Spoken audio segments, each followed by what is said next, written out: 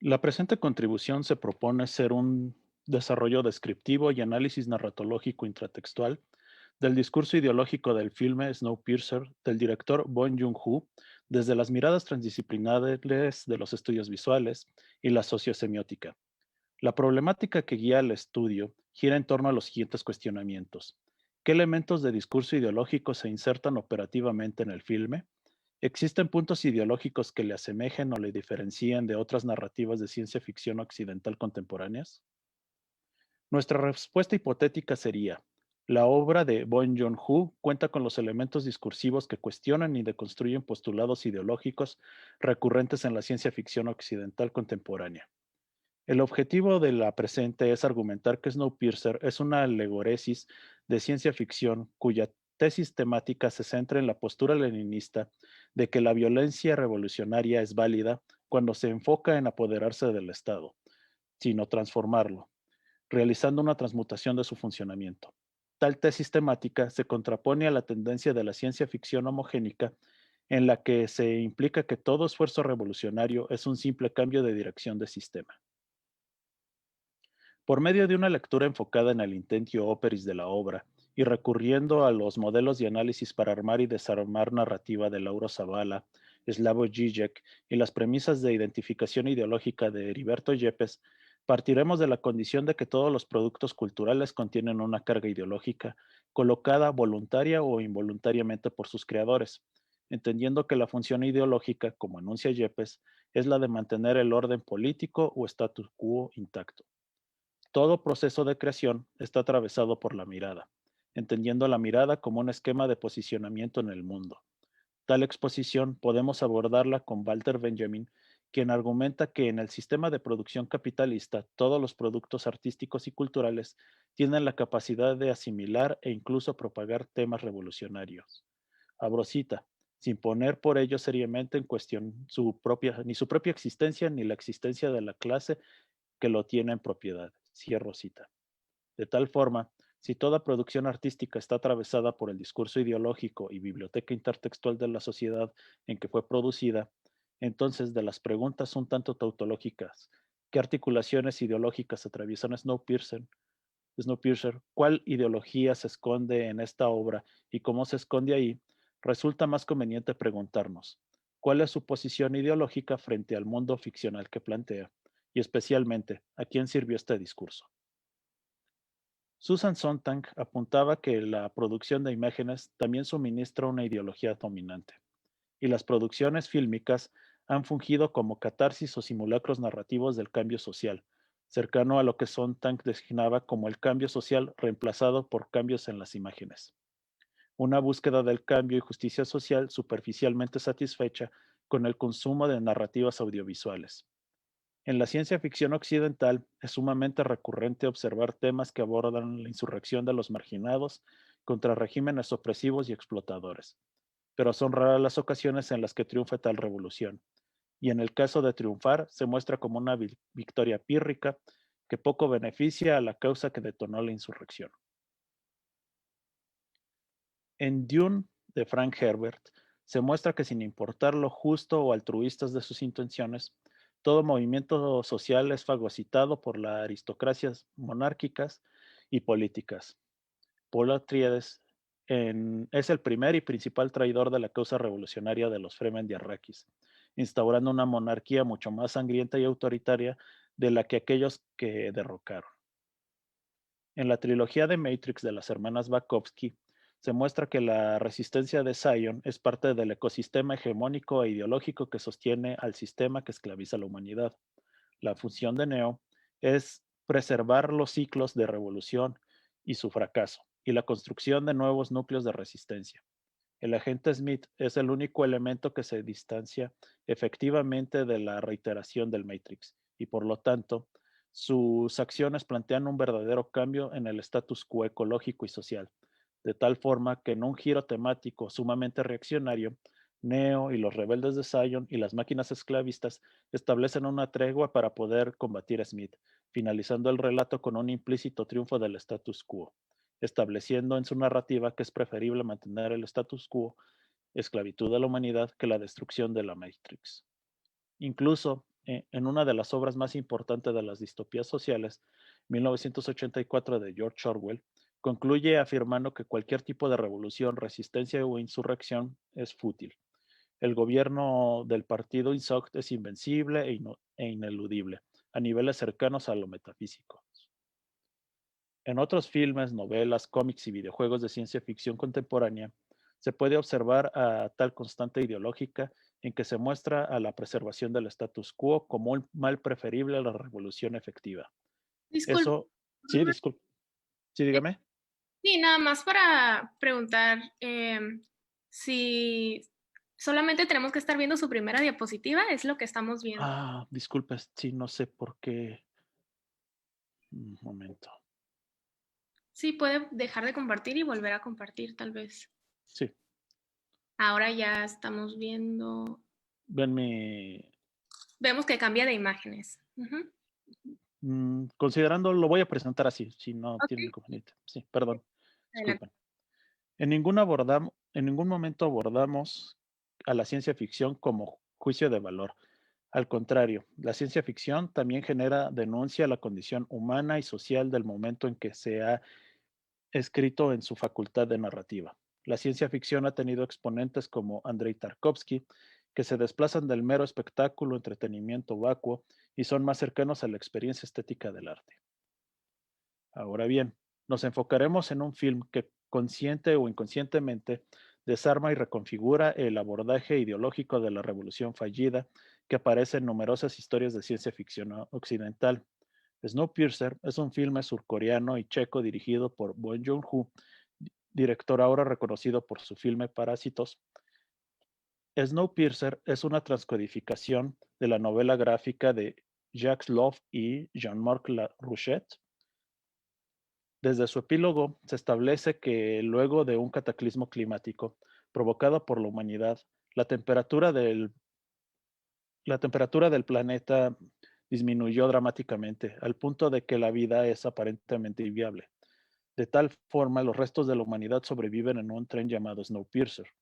El trayecto del tren es una reiteración, un círculo alrededor del mundo. Tanto a los espectadores como a los personajes se nos reafirma constantemente que la vida es imposible e inviable fuera del tren. La trama gira en torno a una rebelión proletaria que busca apoderarse del motor del tren, en un intento de instaurar justicia social en el Snowpiercer. El relato sigue una estructura mítica circular, particularmente similar a la de un videojuego en la que los protagonistas van superando una serie de obstáculos serializados en diferentes fases, las cuales cuentan con una temática encapsulada y de dificultad progresiva. El manejo del espacio también puede remitirnos a los espacios 2D en los que el movimiento se efectúa en un constante transitar de la izquierda a la derecha del paisaje. El tiempo narrativo y narrado es estable y lineal. Las elipsis son mínimas. Los eventos siguen una secuencia causal inalterable. Los eventos del pasado narrativo son expuestos sin recurrir a flashback y exceptuando la secuencia de apertura y la final, la acción y eventos se encuentran focalizados en la perspectiva de los protagonistas. Snowpiercer es una narrativa clásica sobre los excluidos y marginados. El relato desde su punto de vista, junto a los protagonistas, se nos va descubriendo que el tren, como imagen del mundo, vive su propio mito de la caverna, su propio sistema de veridicción ficcional. Existen una serie de verdades ficcionales deliberadamente ocultas a los personajes y a los espectadores. Por lo tanto, la trama es de naturaleza teleológica, es decir, la tensión dramática se resuelve junto con la catarsis de la revelación de la verdad ficcional. Una de las imágenes de apertura es una serie de aviones cruzando el cielo azul, mientras van dejando una estela blanca a su paso. En esta imagen inicial tenemos a unos artefactos manufacturados por el hombre, planteando uno de los temas primordiales del filme, la esencia antropocentrista de asumirse como regentes en control del orden natural. Esta imagen que se reafirmará su sentido en yuxtaposición con la imagen final del filme, un oso polar caminando en la nieve. El relato está focalizado explícitamente en su protagonista, Curtis. Se nos muestra que cada uno de los vagones representa la división estratificada de la sociedad, en la que los marginados sobreviven precariamente en el vagón trasero, mientras que la clase económica y militarmente dominante vive en la opulencia en los vagones frontales. En el primer acto de la narrativa se nos muestra que los militares, en representación de los vagones frontales, van a los posteriores a apropiarse de las personas que consideran son útiles a sus necesidades, artistas, mecánicos, y muestran interés específico en los infantes. En estas secuencias iniciales también se construye el tema visual recurrente de las manos, estableciendo una alusión marxista a que el proletariado con lo único que cuenta es con su fuerza laboral, en este caso su cuerpo. Y en esta narrativa la amputación puede aludir como el proletariado puede ser despojado incluso de eso. En el Snowpiercer, el castigo a la rebelión es la amputación, despojar a los desposeídos de lo único que en apariencia les pertenece, su cuerpo, su fuerza laboral. El tema primordial establecido en las secuencias iniciales es la creencia de un orden natural inescapable y necesario para preservar un supuesto equilibrio ecológico, social y psicológico en el tren. Literalmente se expresa la jerarquía que proporciona la distribución de un tren. Vagones de primera clase, clase turista y se denominan como polizones a los sobrevivientes en el vagón trasero.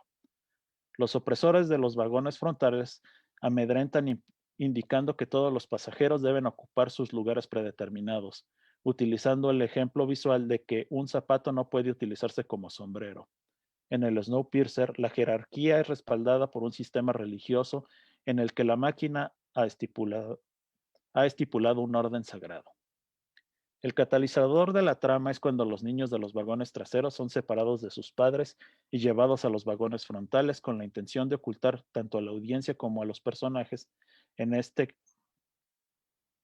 en este evento tenemos el cruce de lo que sería a partir de ese momento los temas recurrentes, el cuerpo como la única posesión del proletariado y la creencia de un orden natural inamovible. El secuestro de los niños tiene el detonante de la denominada rebelión de Curtis.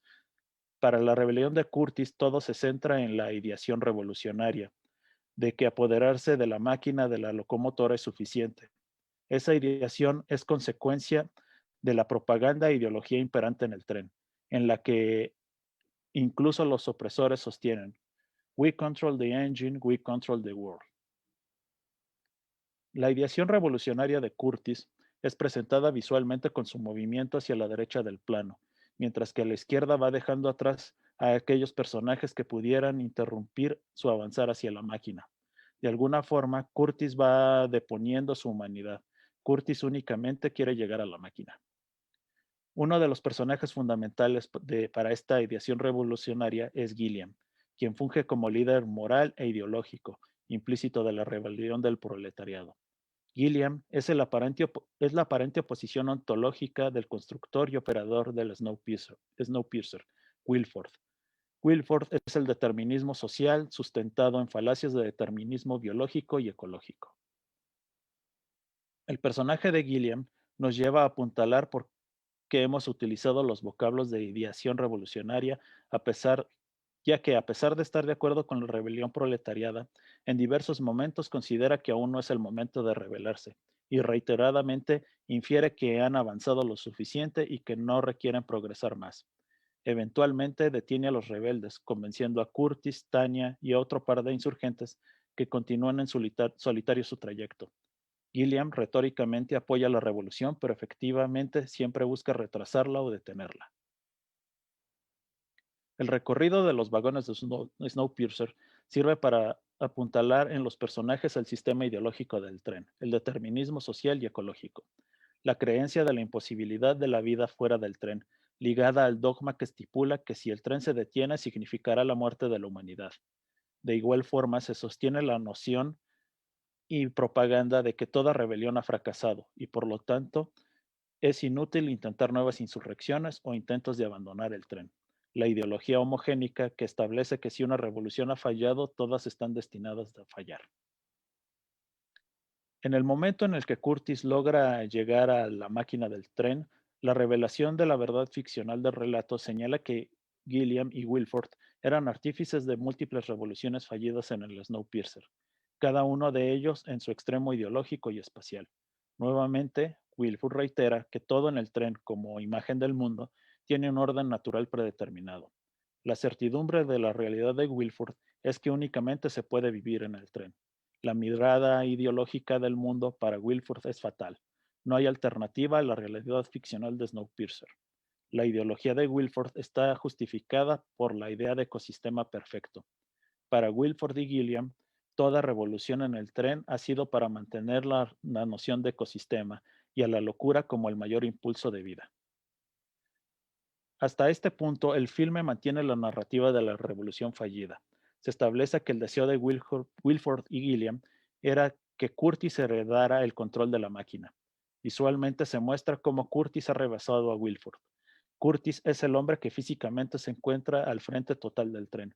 La revolución ha fracasado porque se está satisfaciendo el deseo de los sujetos de supuesto saber.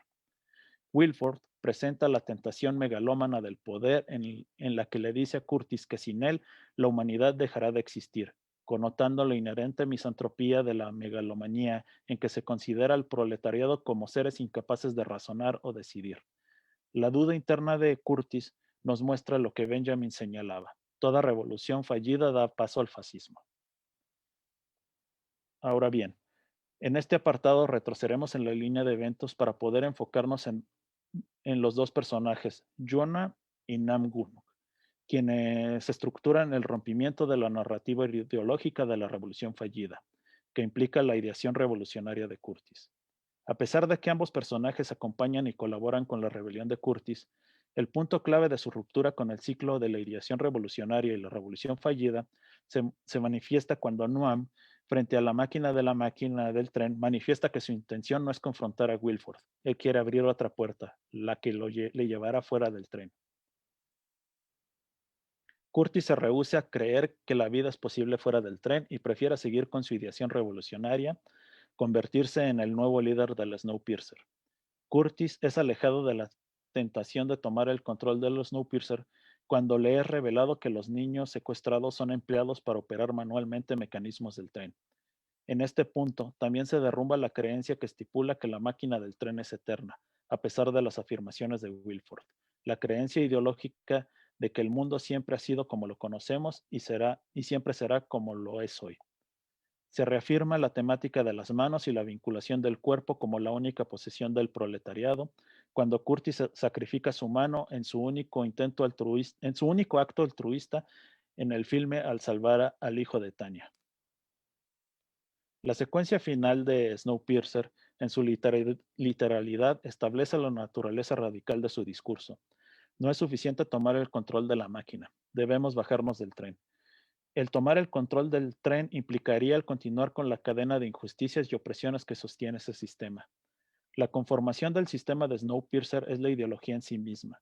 Es imposible que Curtis pudiese evitar las atrocidades que requiere el Snowpiercer para funcionar, específicamente el sacrificio de los niños pequeños que preserva el funcionamiento de la máquina. Es ingenuo creer que Curtis pudiese encontrar una solución ética frente a las implicaciones de la máquina social.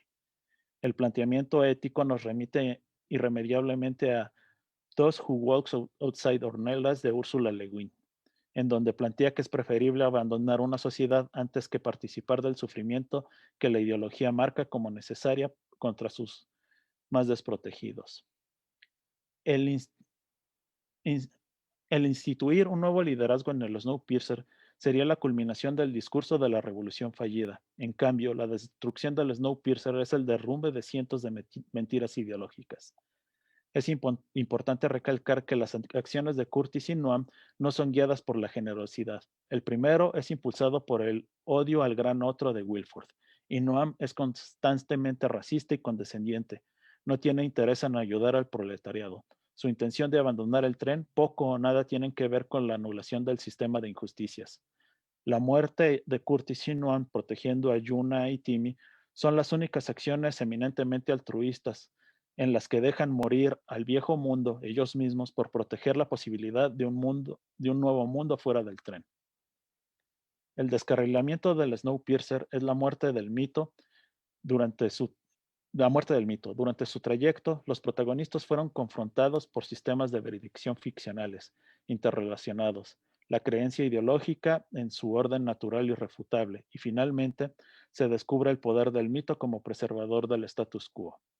Marc Auger Apuntaba que para que un mito nazca y prospere se requiere que sea engendrado por la historia. Abro cita, que las personas puedan reconocer en él la forma trascendida de lo que viven. Como el mito se puede, como el mito es también una cuestión de palabras, podemos estar seguros de que en parte se transmite de generación en generación. Cierro citas. El cierre del filme es una imagen del oso polar en la nieve, en yuxtaposición con los aviones de la apertura. Nos habla de que el progreso no es indispensable para la vida. La secuencia final, al mostrar a un mamífero de grandes dimensiones, afirma que, contrario al discurso y creencia ideológica, la vida es posible fuera del tren. Visualmente se establece que no es improbable que se pudiesen salvar otros tripulantes del tren, además de Yuna y Timmy. Igualmente, se puede inferir la posibilidad de que también lograron haber sobrevivido otras personas alejadas de la ruta del tren. Una vez destruido el Snowpiercer, uno a uno sus dogmas ideológicos se corroboran como falsos, y el Snowpiercer como imagen del mundo es consumido por el humo y la nieve. El status quo, alimentado por la ideología, es como un tren que nos dice que es imparable, aunque tal afirmación vaya en contra de las mismas leyes de la termodinámica. Y eso sería nuestra aportación. Muchas gracias.